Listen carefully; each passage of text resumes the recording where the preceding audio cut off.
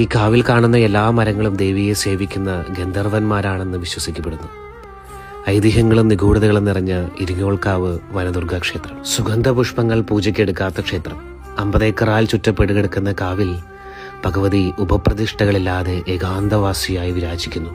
ഈ കാവിൽ പിടിയാനകൾ മാത്രം എഴുന്നള്ളിക്കാറുള്ളൂ. കടും ശർക്കര പായസമാണ് ഭഗവതിക്ക് ഏറെ ഇഷ്ടം. ഒടിഞ്ഞ ഒരു ചില്ല പോലും ആരും ഇവിടെ നിന്ന് എടുക്കാറില്ല. അത് ഈ കാവിന്റെ മണ്ണിൽ തന്നെ ലയിക്കണമെന്നാണ് ഭഗവതിയുടെ ഇച്ഛ. എറണാകുളം ജില്ലയിലെ പെരുമ്പാവൂരിൽ നിന്ന് 2.5 കിലോമീറ്റർ മാറി സ്ഥിതി ചെയ്യുന്ന ഇരിങ്ങോൾക്കാവ് വനദുർഗാ ക്ഷേത്രം പരശുരാമനാൽ സ്ഥാപിതമായ 108 ദുർഗാലയങ്ങളിൽ ഒന്ന്.